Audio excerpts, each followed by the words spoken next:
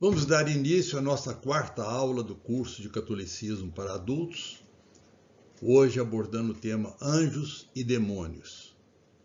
Eu sou Evaldo Assunção, sou médico, escritor e tive uma série de funções na igreja de Belo Horizonte. E aqui onde eu moro atualmente, continuo tendo algumas atividades. Mas quem quiser mais detalhes, estão nesse vídeo, nesse diapositivo que está sendo projetado. Vamos diretamente ao tema. Anjos é uma palavra que vem de ângelos, do grego, que significa mensageiro. Mas vem também de malak, né, do hebraico, que significa embaixadores. Então nós vemos que o nome anjo, ele indica função e não a natureza do anjo, porque a sua natureza é espiritual, é espírito, né? Como muito bem colocou Santo Agostinho, que foi um estudioso da angelologia. Então, os anjos são criaturas puramente espirituais e imortais, são dotados de inteligência, vontade e livre-arbítrio. E o mais importante é a gente ter conhecimento de que Cristo é o centro do mundo angélico, pois os anjos foram criados por ele e para ele. Isso conforme o catecismo da Igreja Católica, né, que nós vamos citar algumas vezes, porque ele nos deu a base, vamos dizer assim, teológica para essa doutrinária, para essa aula que nós vamos proferindo agora. O anjo é motivo de muitas fantasias, né? Geralmente o anjo muitas pessoas nem acreditam em anjos porque acham que não, isso é coisa de criança. E nós vamos ver que não, isso é coisa de adulto e bem formado. Mas as crianças, na sua pureza, na sua inocência, eles abraçam a ideia do anjo com muito mais facilidade do que o adulto, que é racional, que acha que ele é autossuficiente. Então, ele despreza essa personagem que nós vamos ver, que nós temos continuamente junto conosco. Então, as figuras mais comuns são aquelas vindas de ideias infantis, literárias ou artísticas. Então, os anjinhos são criancinhas, né, inocentes, outros pensam que são duendes, outros fadas.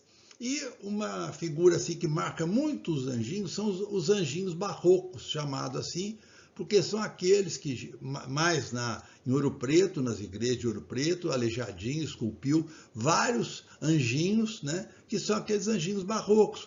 Menino gordinho, perna gordinha, asinhas pequenas nas costas, um rosto angelical, mas isso não corresponde à realidade angélica, como nós vamos mostrar. A existência de anjos é uma verdade de fé. Muitas pessoas, não, a igreja nem cuida disso, não liga para isso. Existem, infelizmente, alguns religiosos, né, que não tem muita simpatia pela figura angélica, mas o anjo é uma verdade de fé. Eles estão nas escrituras e na tradição cristã.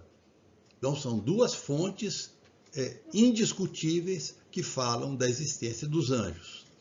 E nós vamos ver muita coisa no catecismo da Igreja Católica, do parágrafo 328 a 336, e depois no parágrafo 391, ele se refere aos anjos com muita clareza. Nós temos dois anjos mais conhecidos. Um é o anjo da guarda, que na nossa infância, nossa mãe, nosso pai nos ensinou, né, a rezar sempre pedindo a proteção deles. E essa figura, para mim, é uma figura linda, né, que representa essa ação do anjo da guarda, que é zelando pela inocência de duas crianças que estão ali na sua frente.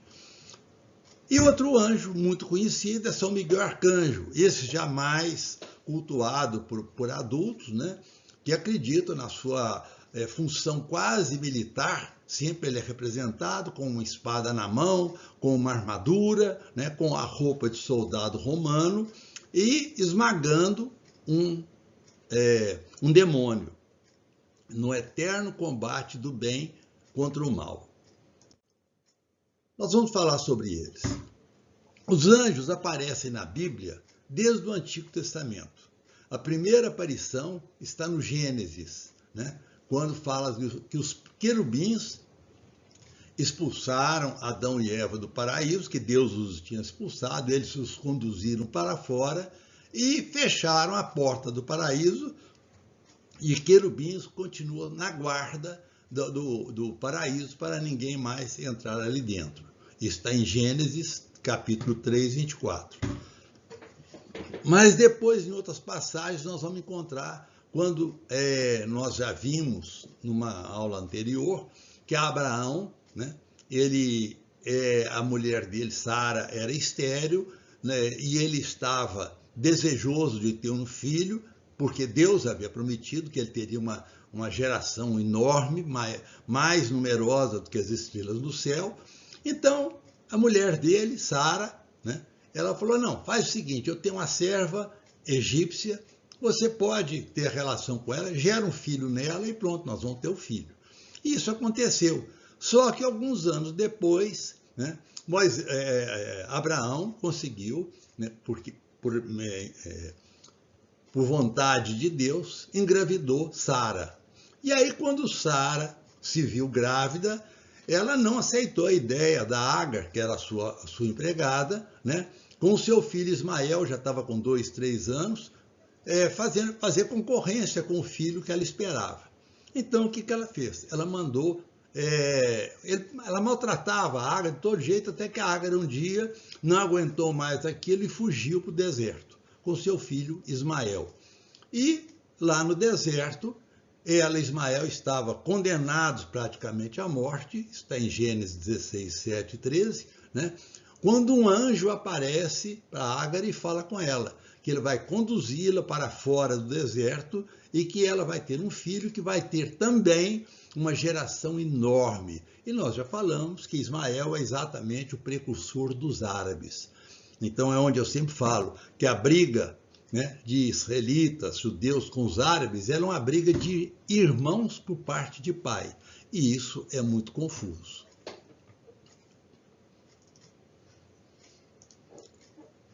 Outra aparição de anjos, que está também no Antigo Testamento, é para Abraão. O próprio Abraão, que nós estávamos falando sobre ele, e Agar e seu filho Ismael, né? Ele, algum tempo depois do nascimento, inclusive, de Ismael, ele estava na porta da sua tenda, quando ele viu 3 homens vindo em sua direção. E ele logo os reconheceu. Eram 3 anjos. Depois nós vamos explicar melhor esse detalhe. 3 anjos que chegaram, e Abraão os saudou, dizendo, meu Senhor e meu Deus, né, já que se dignastes vir à minha casa, eu vou mandar preparar uma refeição para vocês. Então, guardemos esse encontro, que nós vamos voltar a ele depois.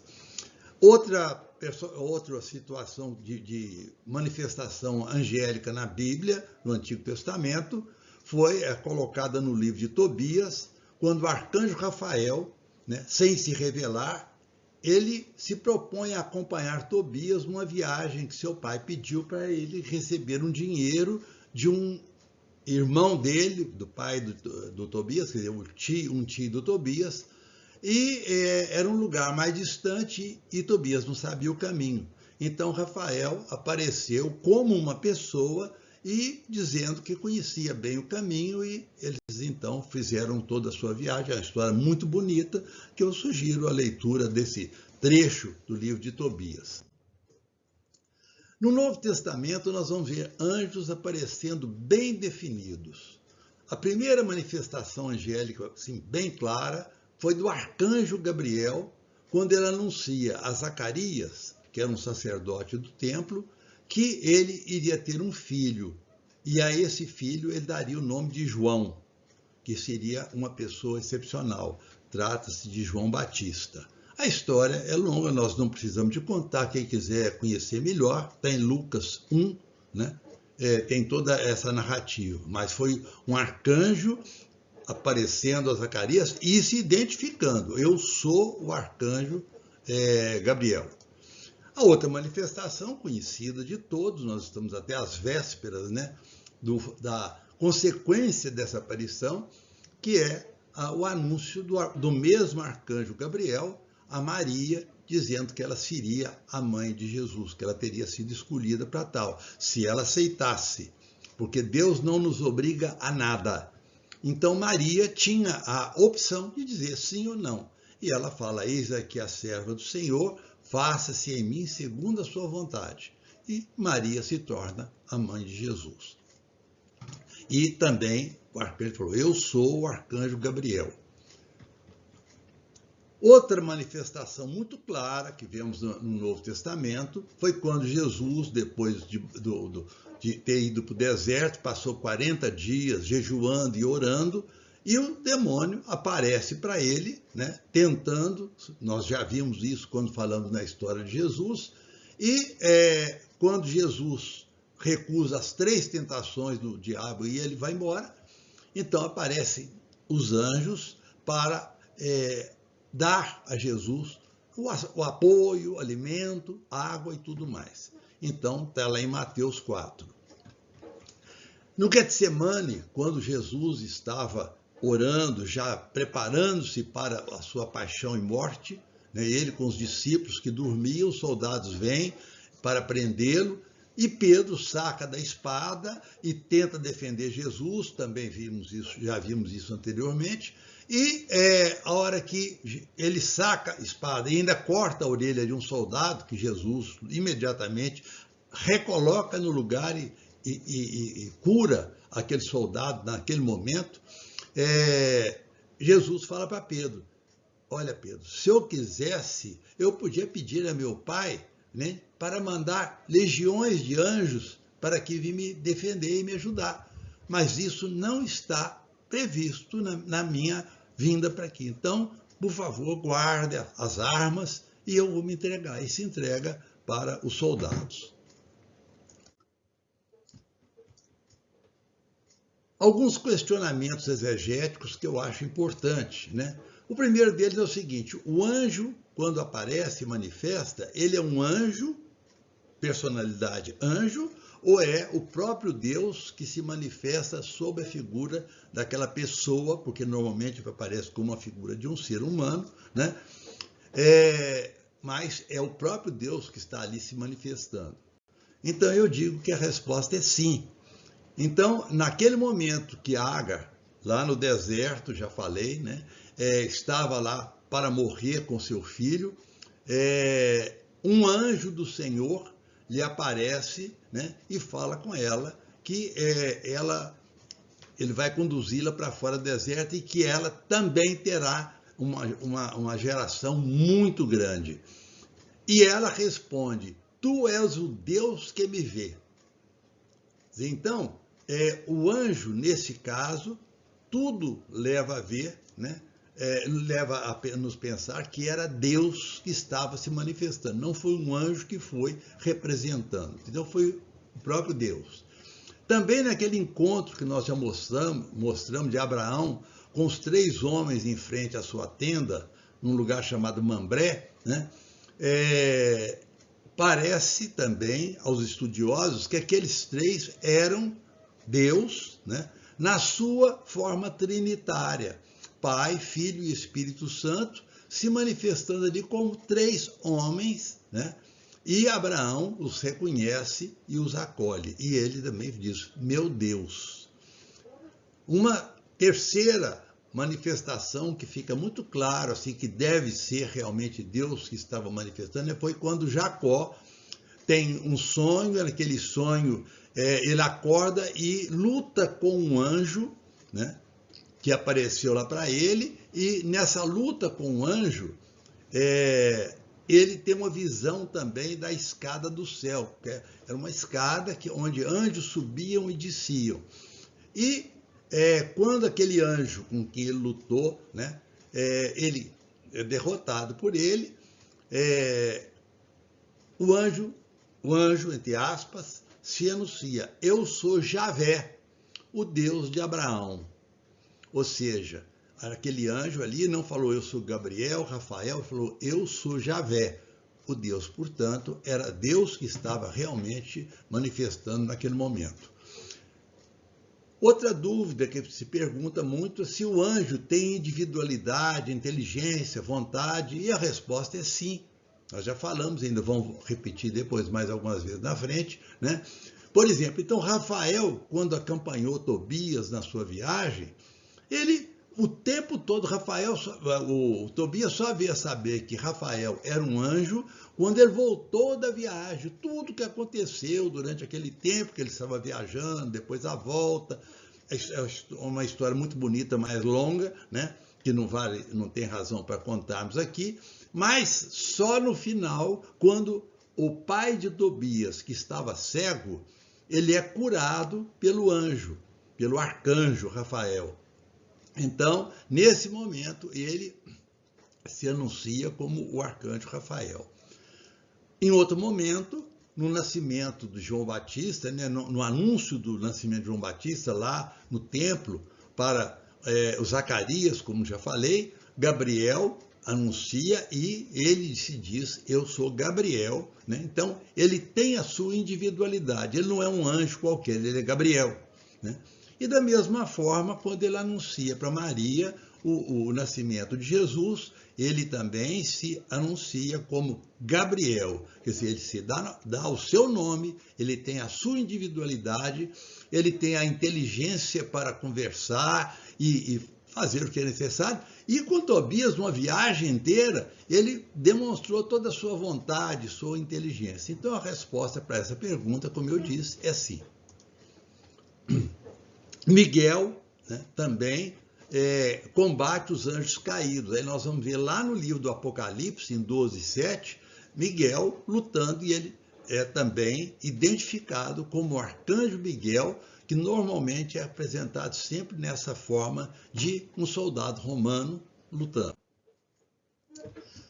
Qual a posição da igreja com relação aos anjos? No Concílio Lateranense de 1215, foi definido: Deus criou seres espirituais, que são os anjos, e seres corporais, que são os humanos. Então, isso foi definido num concílio e consta claramente na documentação toda desse concílio, e na Bíblia lá, na carta aos Colossenses, isso tudo é repetido e ensinado. Tomás de Aquino, um frade dominicano, teólogo importantíssimo, de profundo conhecimento, né? Ele estudou muito, ele tinha muito prazer, muita alegria, né, em estudar a angelologia.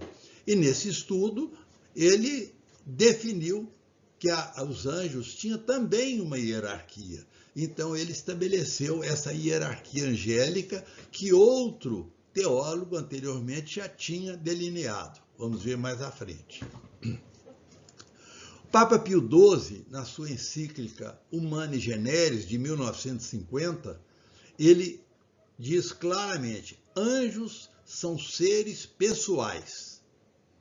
Então, é muito claro, anjos são seres pessoais. Tem a pessoa do anjo. Não é uma pessoa material, porque ele é um ser espiritual, mas ele tem a sua individualidade. E nessa mesma encíclica, ele denuncia os teólogos que na época já estavam questionando a existência de anjos e a sua natureza. Então, Papa Pio XII foi um santo, né? Um homem muito inteligente, muito culto. Ele, ao publicar essa encíclica, ele deixou isso bem claro para não haver mais dúvidas.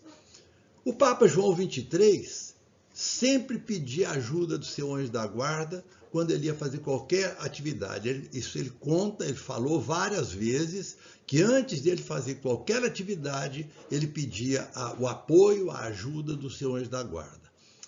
Paulo VI, ele também outro grande papa que nós tivemos, ele colocou uma coisa muito séria.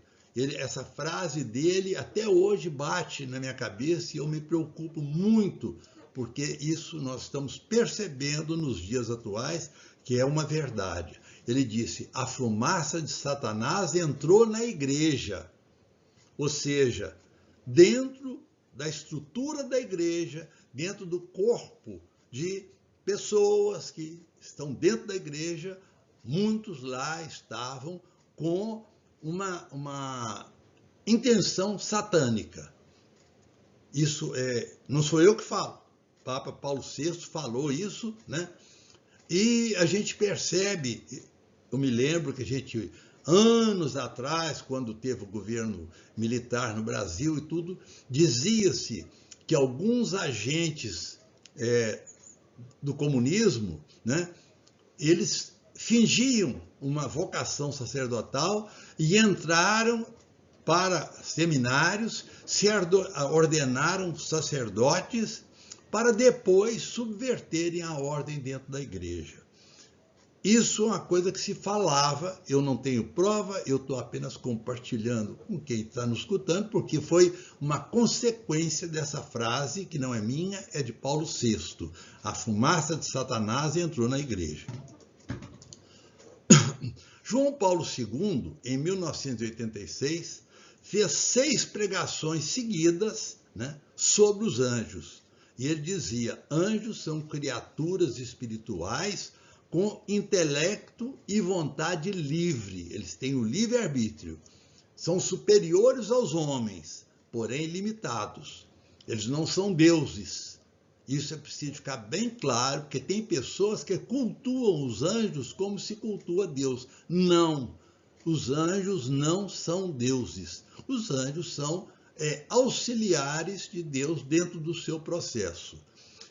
Eu sempre digo que falar sobre anjo nessa situação é meio complicado, principalmente para as pessoas muito intelectualizadas, muito rígidas nas coisas assim, mais humanas, né? Que falam: não, isso aí é coisa fantasia de criança. E não aceitam, né? Mas toda essa sequência que eu estou mostrando de pessoas que declararam muito claramente, né, que os anjos existem, e nós vamos ver depois as suas funções e suas possibilidades. No Concílio Vaticano II, que aconteceu de 1962 a 65, no documento Gaudium et Spes, Alegria e Esperança, traduzido para o português, e na outra também Lumen Gentium, luz para o povo, e no decreto Ad Gentes, em todos eles o concílio reafirma a existência de anjos e demônios. Anjos e demônios não são fantasia, são realidades concretas. Nós vamos entender isso mais à frente. No Catecismo da Igreja Católica, publicado em 1992, por determinação do Papa João Paulo II, está nos artigos 328 a 336, depois do 391 a 95, toda uma descrição da realidade de que anjos e demônios são verdades de fé. Então, se você é um cristão, né, se você é um católico principalmente, então você tem a obrigação de conhecer e de respeitar o fato de que os anjos existem e são verdadeiros e têm atuação na nossa vida. Comprovando isso tudo, dia 29 de setembro, né, é um dia que foi dedicado aos arcanjos. E no dia 2 de outubro foi dedicado aos anjos da guarda. Então, aos arcanjos parece, nas coisas que a gente lê, que tem 7 arcanjos, mas 3 apenas se manifestam. Gabriel, Rafael e Miguel. Agora, de vez em quando aparece, tem um arcanjo chamado Uriel, outro que chama não sei o quê, isso são fantasias, isso não são doutrinas da igreja. Então, os únicos arcanjos denominados são esses três que eu falei. Qualquer outro nome que vier além disso é fantasia de quem está falando. Não é só a Igreja Católica, né, que tem os anjos como uma realidade de fé. Vários teólogos protestantes, aqui eu citei Barth e Wesley, metodistas, Haywood e Bill Graham, famoso Bill Graham americano, batistas, eles falaram muitas vezes, fizeram preleções confirmando a existência dos anjos. Portanto, a existência do anjo não é um patrimônio exclusivo da Igreja Católica, essa reflexão sobre os anjos. É também de todas as igrejas cristãs, mesmo aquelas que não são filiadas à Igreja Católica. Como eu disse, existe uma hierarquia angélica. Essa hierarquia ela foi delineada a partir de muitos estudos, tradição oral e revelações particulares. E principalmente, segundo os estudos de Dionísio, o Areopagita, do século IV. O que é o Areopagita? Era um conselho, né, na Grécia, do qual Dionísio era um dos elementos fundamentais, pelo seu profundo conhecimento teológico. E depois, São Tomás de Aquino, em 1270, ele estruturou essa hierarquia, dizendo que eram 3 hierarquias, cada uma com 3 ordens ou coro. Pode chamar de ordens, pode chamar de coros, mas é a mesma coisa. Nós vamos depois descrevê-las detalhadamente. Aliás, estamos começando a descrevê-la, né? A primeira hierarquia é a mais alta, né? E a primeira ordem, o coro dessa hierarquia, são os serafins. Então, os serafins é uma palavra que vem de seraf, queimar completamente, e os serafins, eles são aqueles que estão mais próximos de Deus. E é deles essa saudação que nós rezamos sempre nas celebrações da missa. Santo, santo, santo, Senhor Deus do universo. Essa é a oração que os serafins fazem continuamente diante de Deus.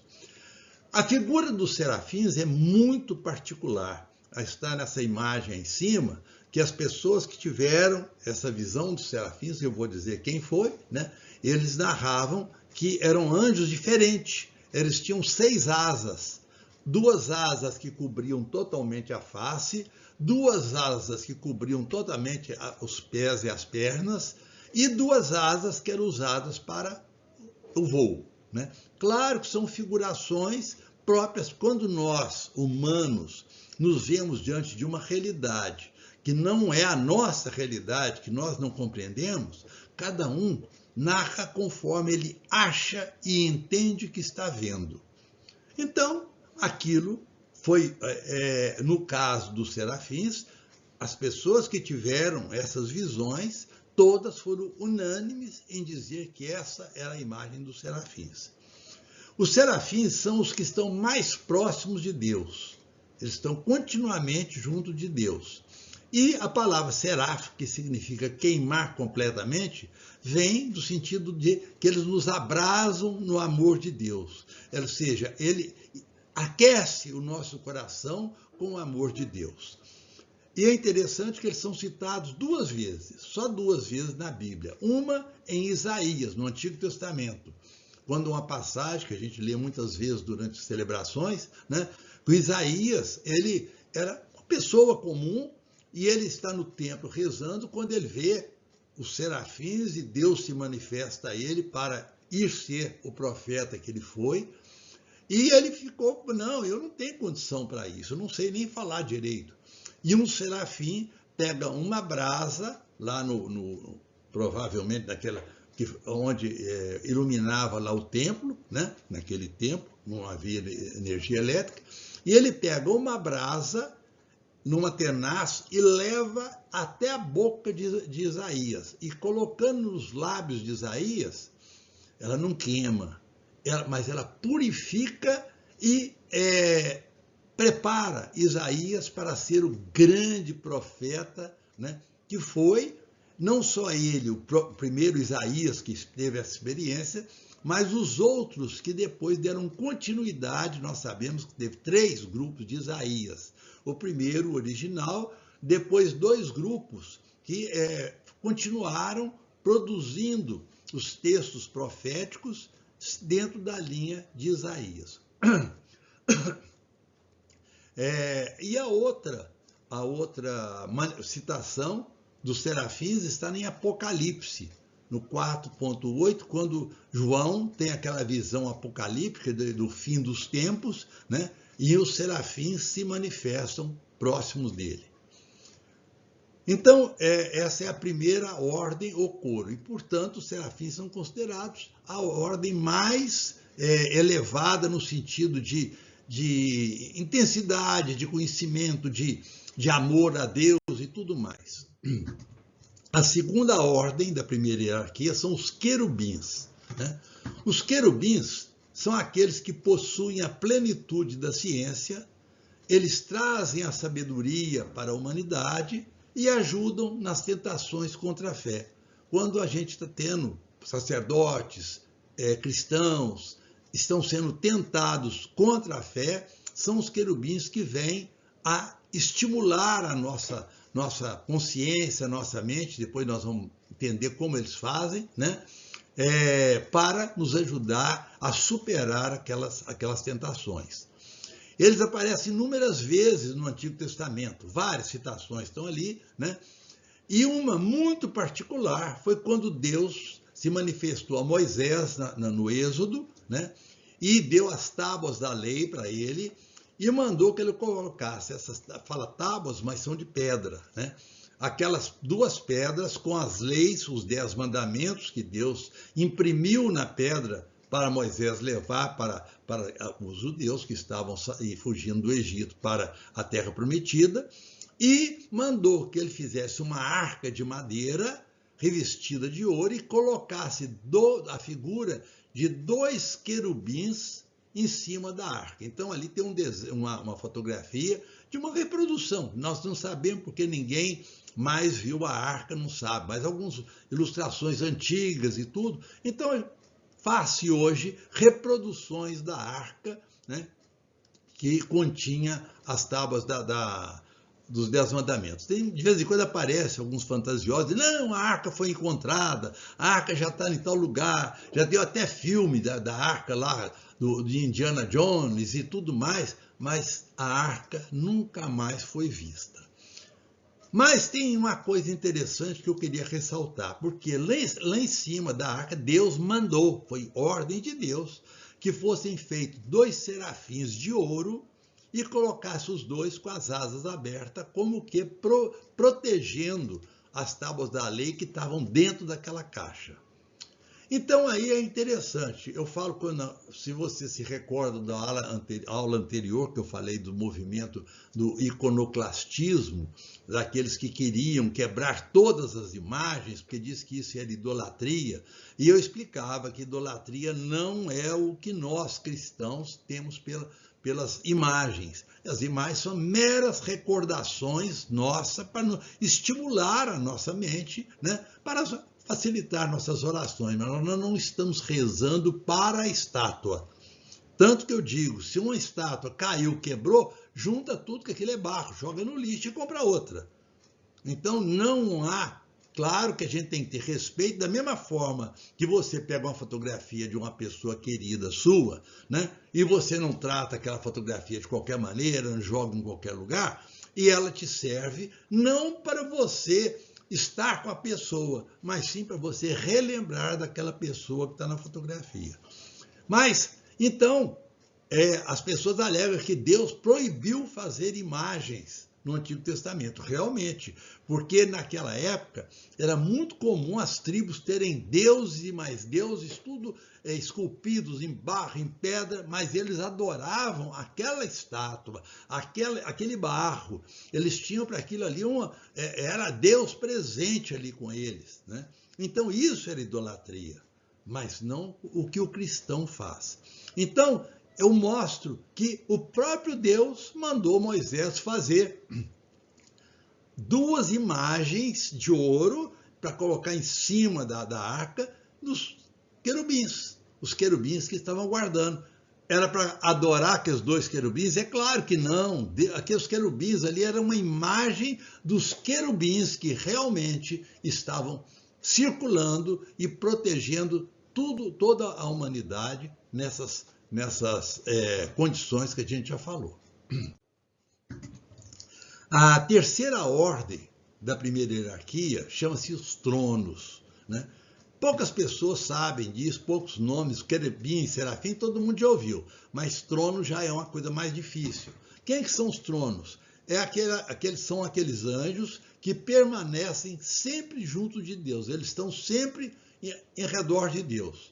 E no seu trabalho, né, eu falei que os anjos têm as suas funções, então os tronos, por isso que se chamam tronos, porque eles iluminam os governantes, os bispos, as autoridades. Enfim, aquelas pessoas que geralmente têm o seu trono para se sentar, né? Então, a função dos tronos é iluminar essas pessoas para não fazer bobagem. Eu falo que, infelizmente, nos dias atuais, como ninguém acredita, ou pouca gente acredita no mundo espiritual, em Deus e principalmente nos anjos, principalmente, estou falando daquelas pessoas que estão ocupando cargos mais elevados. De um modo geral, esses tronos, eles tentam iluminar essas pessoas.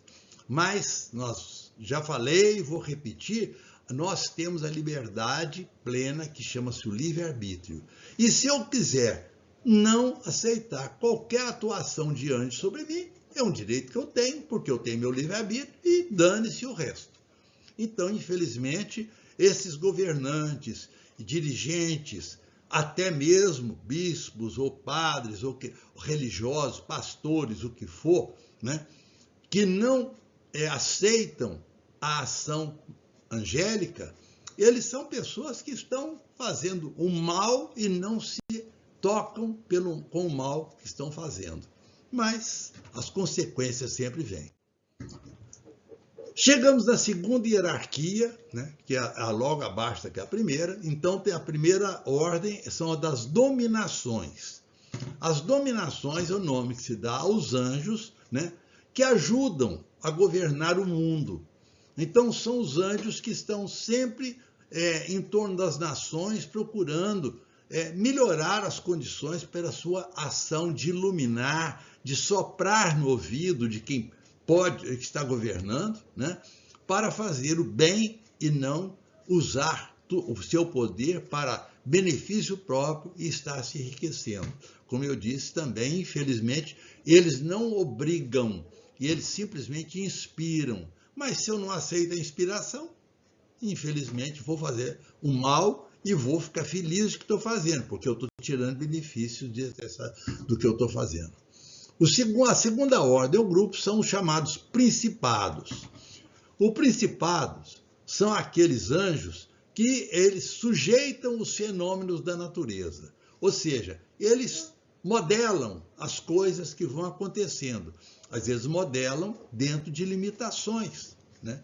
Porque senão o mundo seria, vamos dizer, um paraíso, porque eles estariam sempre fazendo tudo certo. Nós vamos ver que eles fazem tudo, mas eles respeitam, entende, as ações que nós fazemos, porque o mundo, os anjos estão aí para nos orientar, mas quem faz, quem decide somos nós. E se as nossas decisões são erradas, paciência, nós vamos pagar o preço por isso. Cada país ou reino tem um principado, né? Por isso o nome principado, vem de príncipe, né? Tem o seu principado que cuida daquele país, que olha todas as coisas. Aí você fala, poxa, mas como é que um anjo vai cuidar do Brasil inteiro? Não se esqueça que o ser espiritual, ele é atemporal, ele é espacial. Ele não tem limitação de tempo e de espaço. Ele mobiliza-se como um ser espiritual. Então, para ele, cuidar do Brasil ou cuidar da Suíçazinha lá pequenininha, não faz diferença nenhuma. eles são citados em Éfeso, carta aos Efésios, né? No primeiro capítulo, e na carta aos Colossenses também, a primeira carta. Estão presentes nesses lugares. Eu faço as citações bíblicas para dizer que eu não estou inventando, e quem escreveu isso não está inventando nada, não. Já está na Bíblia citado, e às vezes num nome um pouco diferente, mas quem estuda os textos da Bíblia, ele sabe exatamente a quem estão se referindo. A terceira ordem ou coro são as potestades. As potestades são aquelas que vencem os demônios, né? Na luta constante do bem contra o mal, as potestades são aqueles que têm a função de proteger os sacerdotes, né? E protegendo também toda a humanidade contra os demônios. Mas é uma luta em que há certa limitação, que ele não pode impor a sua vontade, mas ele tem a sua maneira de lutar. Iconograficamente, a gente mostra esses desenhos, mostra o anjo de espada, de fogo na mão, o demônio lá no chão. Nós vamos ver depois, inclusive, um pouco sobre os demônios, a gente vai entender isso melhor. A primeira ordem da terceira hierarquia, que é a última, são as chamadas virtudes. Virtudes são aqueles anjos, né, que fazem os milagres entre nós por ordem de Deus. Deus determina, vai fazer um milagre. O que é um milagre? É alguma coisa que acontece fora vamos dizer assim, da ordem natural das coisas. Mas Deus não faz nada extraordinário para interferir na nossa vida. É uma coisa meio complicada, mas nós vamos ver isso em outra aula. E eles adoram Cristo na Eucaristia, quer dizer, virtudes. Cada sacrário, você pode ter certeza, tem uma virtude, né, adorando a Cristo que está presente no sacrário. Você não vai ver, né, mas ele está ali para fazendo essa adoração. A segunda ordem já é dos arcanjos. Nós estamos voltando agora para aqueles que nós somos familiarizados com eles, né? Os arcanjos, que eu disse, que são aqueles que comunicam aos homens os mistérios da fé. Eles realizam missões mais extraordinárias. Então, nós sabemos que Rafael, né, foi aquele que comunicou a Maria um milagre dela ser mãe, sem ter tido nenhuma relação com nenhum homem. Foi um arcanjo que comunicou a Zacarias que ele ia ser pai de João Batista, né? Então, são todas essas ações dos anjos que cada um tem a sua função. Por isso é que tem essa distribuição da hierarquia. E no livro de Tobias, Rafael fala com ele. Nós já falamos de Tobias, o Rafael que fez a companhia a ele naquela viagem. Há uma passagem que ele diz: eu sou um dos 7 anjos que estão diante do Senhor. A partir dessa fala, nós entendemos que arcanjos só tem 7. É Miguel, Gabriel, Rafael e mais 4 cujos nomes não existem em lugar nenhum. E se alguém te der o nome, não acredita, porque ele não tem base nenhum para se falar como é que é o nome deles. A terceira ordem ou coro são a dos anjos, né? Nós chegamos na final. Os anjos são aqueles que são os guardiões de todos os humanos. E cada um tem o seu. São os anjos da guarda. Cada um tem o seu anjo da guarda. Então a gente deveria aprender a conviver bem com esse anjo, porque ele não nos abandona nunca. Inclusive, nós já vimos numa fala anterior sobre o após-morte, que é esse anjo da guarda que nos leva, né, quando nós morremos, para a outra vida, para o céu. Está em vários lugares. Moisés teve um que Deus fala com ele: eu vou dar um anjo para te guiar na sua caminhada do Êxodo, né? E Jesus, numa pregação, as crianças estavam lá perto, ele fala: deixa vir a minhas criancinhas. Todas elas têm seus anjos que estão constantemente face a face com Deus. e fala: ai de quem escandalizar uma criança dessa, porque é preferível que ele colocasse uma pedra no pescoço e se jogasse no mar. Eu fico vendo hoje pedofilia, vendo a violência contra crianças, vendo a indução de crianças de 8, 9, 10 anos no banditismo, com armas na mão. Olha, Jesus alertou, né, que aquelas crianças são muito, muito queridas por Deus. E quem está fazendo violências contra elas vai ter as suas consequências. A hierarquia angélica é interessante, ela é pedagógica. Por que eu digo que ela é pedagógica? Nós falamos em todas aquelas 9 categorias de anjo. No entanto, a hierarquia mais alta, que é dos serafins, querubins, né? Todas essa hierarquia recebe um nome padrão de todos. Todos são anjos. Então, a última e menor das ordens é que dá um nome para todos os outros. É uma demonstração de que dentro do mundo divino, né, não são os que estão em cima que são melhores do que os outros, nem os que estão embaixo. Simplesmente há uma igualdade de valores e tudo mais. E todos os anjos agem em virtude das ordens anteriores. Quer dizer, então, há toda uma inter-relação entre os anjos. E como que os anjos se comunicam com os humanos?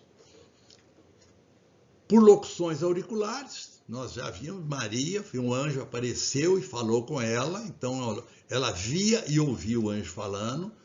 As locuções imaginativas, geralmente em sonhos. São José teve 2 vezes as locuções, quando ele foi avisado de que Maria estava grávida do Espírito Santo e que ele e Maria e o menino Jesus deviam de fugir rapidamente para o Egito, porque Herodes estava mandando matar toda criança na idade de Jesus. Tudo isso ele recebeu essas mensagens em sonhos e ele teve a sensibilidade de entender isso e cumprir.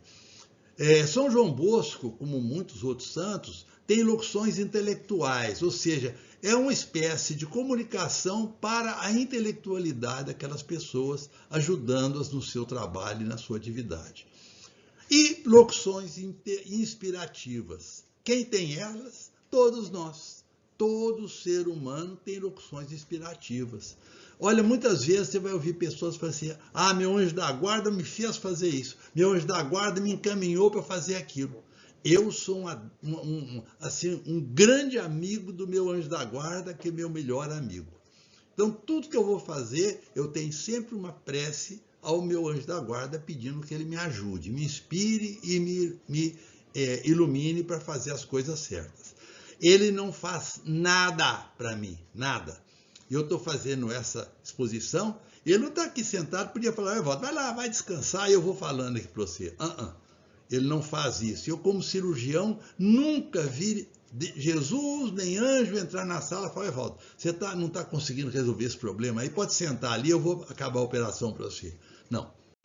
Deus não faz nada no meu lugar. Ele me dá os meios e espera que eu saiba usá-los adequadamente. As áreas de atuação dos anjos são a pré-consciência, por sugestões, e atingir a nossa consciência. Isso é importante, a gente ter essa consciência. Não é eu que estou inventando, nem ninguém inventou isso, não. Isso aí são inspirações, iluminações, entende? Que foram chegando ao longo de milhares de anos e as pessoas mais voltadas para o espiritual aprenderam isso e nos passaram. Eles têm acesso aos nossos 5 sentidos. Eles podem estimular qualquer um dos nossos 5 sentidos. Estimular, não substituir. Eles têm acesso à nossa imaginação. Portanto, ele pode nos fazer imaginar situações e essa imaginação nós resolvermos problemas. Eles têm acesso à nossa memória, ajudando-nos, né, a relembrar coisas, a trabalhar melhor com a nossa inteligência. Eles têm acesso à nossa sensibilidade. para a gente ter a sensibilidade. Quando você fica penalizado, quando vê uma pessoa com alguma coisa se sentindo mal, uma criança abandonada, né? Alguém passando fome, um doente sem conseguir lugar no hospital para atender, isso é o nosso anjo que está estimulando a nossa sensibilidade para falar assim, vê se você consegue e pode ajudar essa pessoa.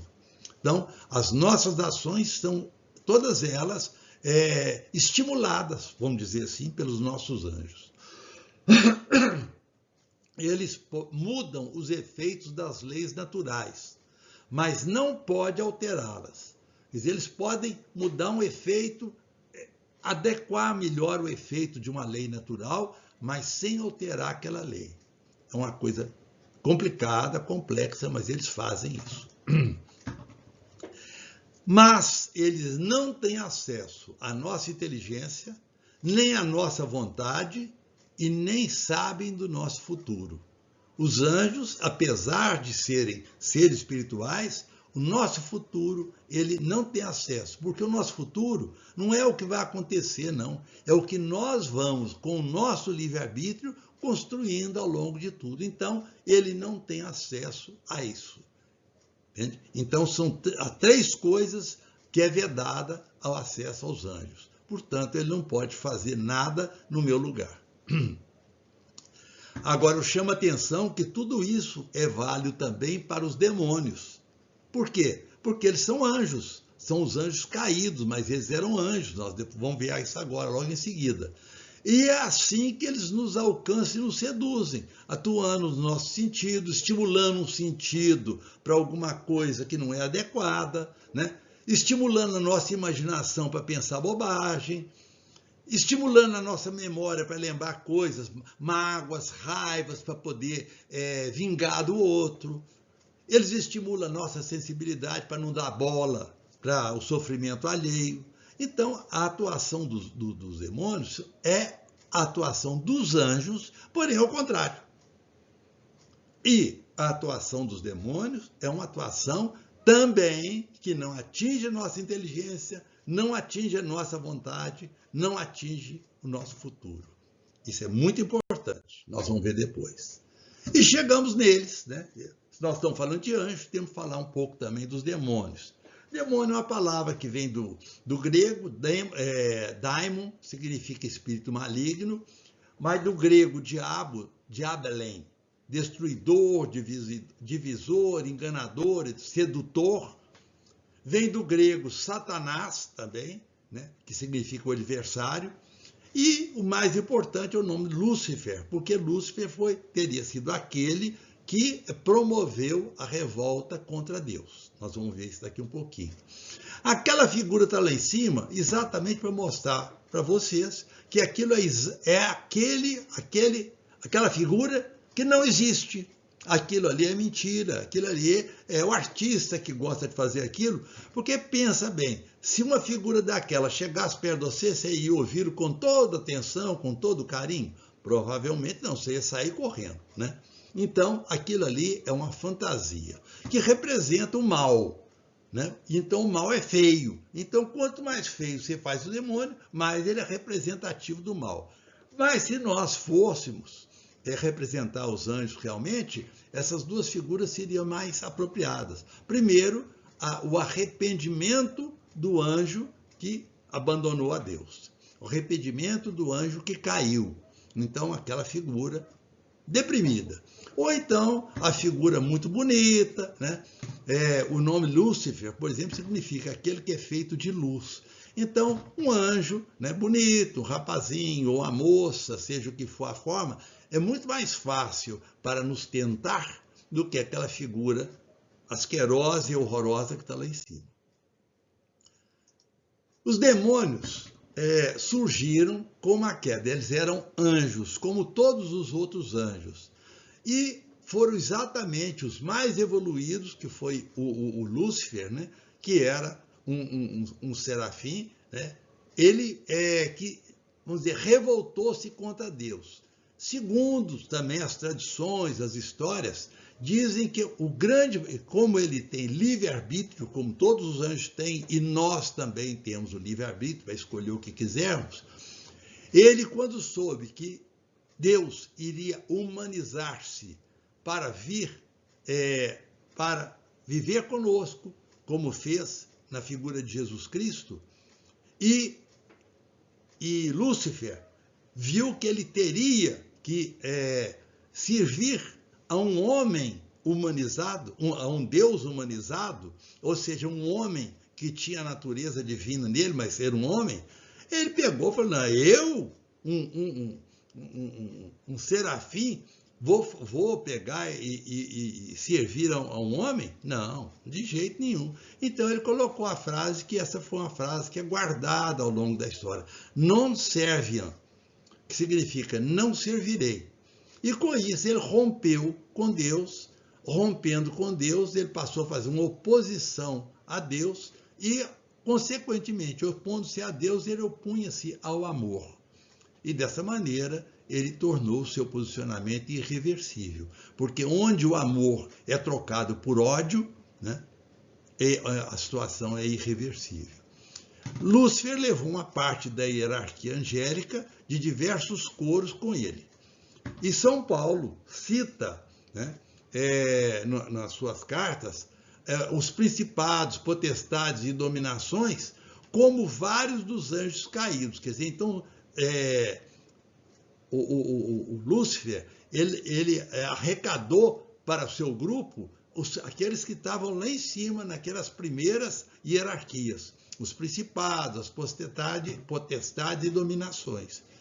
Infelizmente, isso a gente vê ocorrendo até no nosso mundo em outros níveis. Na história, já existia o demônio, né? Já é anterior até à própria Bíblia. Na mitologia, já existiam os espíritos do mal. O documento de Qumran, ele fala e alerta: cuidado que os anjos maus levam os filhos da luz à queda.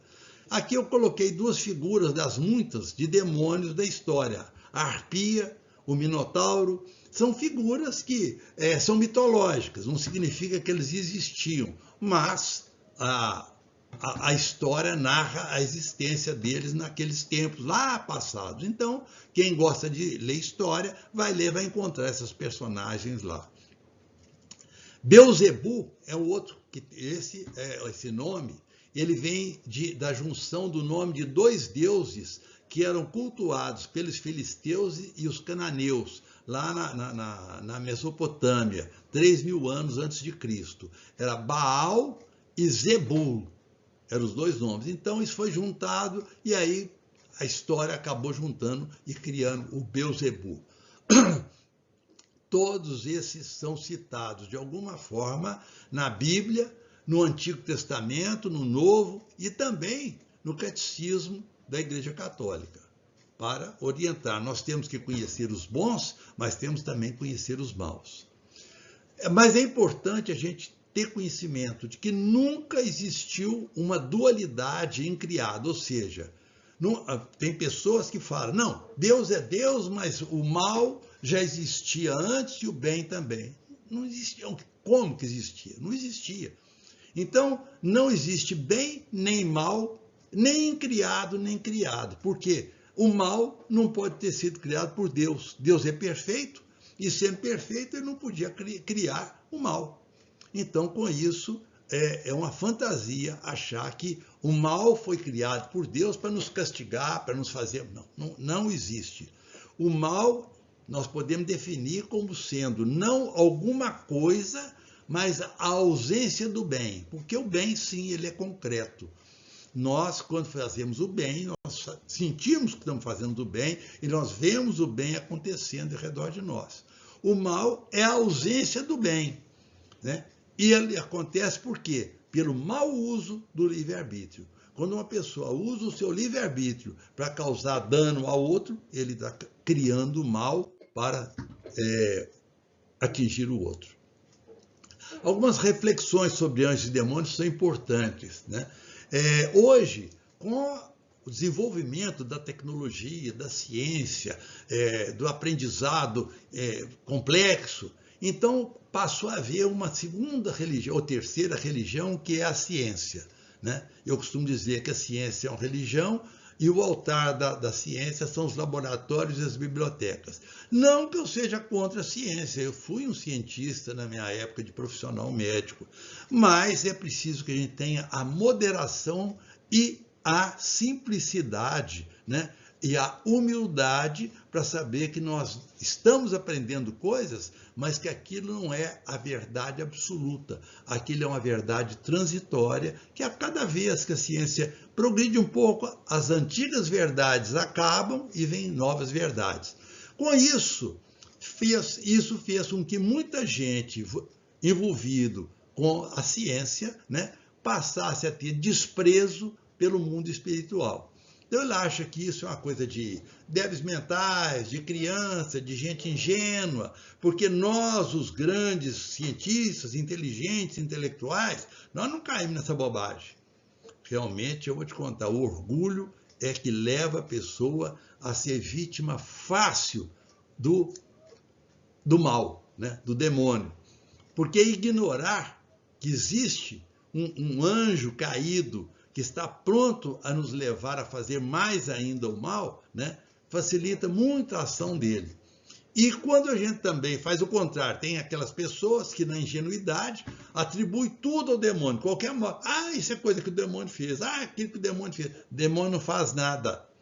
Assim como os anjos não fazem nada, os demônios não fazem nada. E eles apenas nos estimulam, nos põem ideias na cabeça, e se nós não tivermos um controle muito grande do nosso arbítrio, nós vamos fazer bobagem. Hoje nós estamos vendo até um culto a Satã, é o chamado satanismo. Muitas pessoas dizem, não, eu sou satanista porque eu consigo um monte de coisa com a ajuda do demônio. Olha, demônio não é bobo, não. Ele te ajuda para te pegar, é mais ou menos igual um pescador, que põe uma isca muito gostosa na ponta do anzol e joga na água. Vem o peixe muito ganancioso, pof, morde a isca e está ele fisgado para ir para a panela, né? Então, cultuar o satanismo pode trazer algumas vantagens, mas não a felicidade. Teve alguém que já disse que gosto muito dessa frase, o caminho para o inferno pode ser pior do que o inferno. Então, muitas vezes, nessa caminhada, querendo muitas vantagens, muitos prazeres, muita riqueza, às vezes nos leva rapidamente para uma situação de muito sofrimento. O mundo satânico, já foi dito, é o mundo da mentira e do homicídio. Então, olhando hoje, nesses dias que nós estamos vivendo, a gente dá uma olhadinha e fala assim, gente, mas as coisas estão realmente muito esquisitas, né? O mundo da mentira está aí, sendo apregoado, os meios de comunicação falam mais mentiras, mais boatos do que verdades de crescimento. Pega uma novela, vai assistir, vocês vão ver quanta coisa porca, quanta coisa ruim é mostrada e ensinada, e sem trazer vantagem nenhuma para a gente. Então, o mundo satânico é esse, da mentira e do homicídio. Continuando as nossas reflexões sobre o demônio, né? Satanás se torna um anjo de luz. Nós já vimos isso. Portanto, ele é o supremo enganador. Ele é capaz de parecer até um anjo que está indicando bons caminhos e está nos levando para o buraco. Mas, apesar disso, os anjos, todos, sejam os bons, sejam os caídos, não podem usar meios extraordinários, nem violentar o nosso livre-arbítrio para nos levar para algum lugar. Então, aquela história de falar assim, eu fiz isso porque o capeta me tentou, o demônio me tentou. Então, lembre-se dessa frase, as tentações nunca são superiores às nossas forças. Deus seria muito injusto se ele permitisse um ser poderoso, como é um anjo, né? Seja ele caído, seja ele o anjo bom, né? Que nos fizesse coisas além da nossa força para dizer sim ou dizer não. Então, não passemos a nossa responsabilidade para seres que não têm esse poder sobre nós. Eles não podem violentar o nosso livre-arbítrio, nenhum dos dois. Nem nos obrigar a fazer o bem, nem nos obrigar a fazer o mal. E ao levantar, a gente deve sempre lembrar de pedir proteção ao anjo da guarda, que também é chamado de anjo custódio, né? Porque todos nós temos os nossos. E saudar o anjo daqueles com quem nós vamos nos relacionar é um hábito muito salutar. Eu toda manhã eu peço ao meu anjo da guarda para me proteger e falo que eu quero saudar os anjos daquelas pessoas com quem eu vou relacionar, para que o nosso relacionamento seja o melhor possível. E ao deitar-se, nunca esquecer de agradecer. Agradecer sempre a proteção que o anjo nos dá por determinação de Deus, que é o nosso Pai, amoroso e Criador. Então, concluindo essa aula, convidamos a todos para a 5ª aula, onde nós vamos falar sobre os santos e a Virgem Maria. Eu espero que vocês tenham aproveitado e deixe o seu gostei ou não gostei, que isso ajuda muito a gente para ver o que nós vamos fazendo. E, se você quiser, se inscreva no nosso canal, porque assim vocês vão ser notificados de novos vídeos. Muito obrigado, até a próxima.